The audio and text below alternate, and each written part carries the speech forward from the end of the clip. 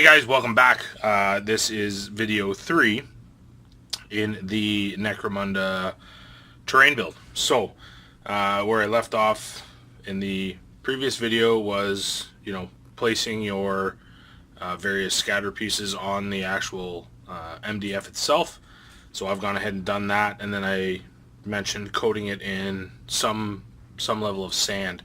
Mine is just regular play sand, but I think it came up quite nicely. It's going to tie the pieces in well. It's going to help to hide any of the hot glue that that may or may not have been exposed. There's other things too. Like, I wouldn't be too concerned myself about the strands from the glue stick, simply because it's going to add to it.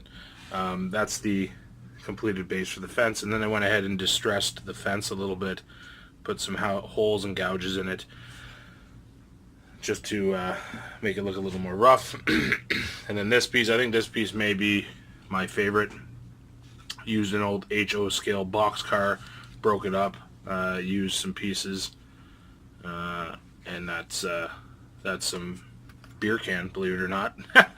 But I think it all ties in well. So I've gone ahead and graveled the base, and as I said, that's gonna pull everything together, give it a nice nice texture as well. I'll probably use some sort of finishing application, whether it's going to be Secret Weapon Ash or something, but this is going to be very monotone as far as the ground cover goes. The piles themselves, I want to go for a very heavy and rusted industrial look. So what I'm going to do now is show you guys the process that I'm going to use to prime these, which is going to not only speed up painting, but also make it a little easier for anybody who's new to the hobby. So basically it's going to be done in 3 layers. So I'm going to hit it with a black, and I want that into the deepest recesses to really help give that shadow. Then I'm going to hit it with a gray, followed by a white on a 45-degree angle, just to pick up basically highlights. And that's going to allow you to kind of cheat a bit when you paint this, because you're going to have your highlights built right into your undercoat.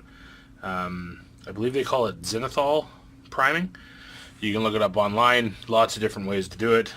For terrain, this is what I like to do, simply because nobody wants to be sitting there blending on a terrain piece, or highlighting or anything like that. These are supposed to look good, but be quick, easy, and fun to build. So what I'm going to do is I'm going to go do the black bomb, followed by a gray, followed by a white, and then I'm going to bring you back.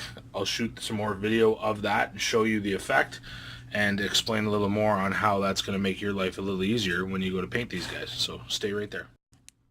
Spray bomb, both for the black and gray, both flat colors, and then finish off on a 45-degree angle, hitting it with a white highlight. This is the result that you're going to get.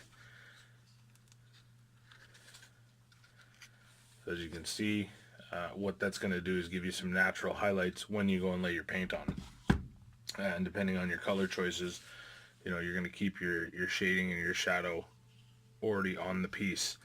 And it's going to avoid you having to either use super expensive washes or spending a copious amount of time layering paint onto rubble piles and terrain.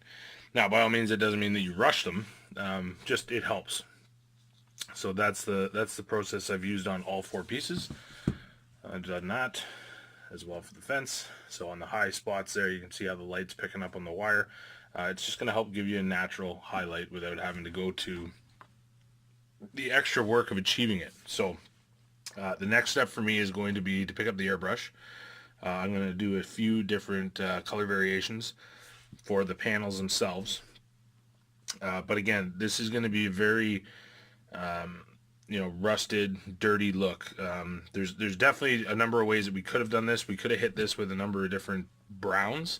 So I still would have gone with a black undercoat, but then you could have laid on, a couple different tones of brown to symbolize rust. Basically, you could then go in, hit it with some washes, hit it with some dry brush, pick out some details, a little bit of silver work, and you're good to go. So I want to spend a little bit more time on these. I'm going to bring you along for that, show you sort of the processes that I use, how I do the panels, and then the rubble itself. So I want a little bit of color. So the panels themselves, so when I say panel, obviously I mean these pieces here. I want to make sure that I pick out some detail there, and then the underneath and everything is going to be very mute. You know, pretty well same color, rotting, rusted hunk of metal. That's basically the look I'm going for. Similar thing with the fence. You know, make it look aged, rusted, and used and abused, basically. So happy with how these have come up so far. Stay tuned. The next video will be sort of base colors, how I did it, my thought process behind why I did it. You know, this one here is going to be broken, particularly fun. Lots of little detail pieces on this.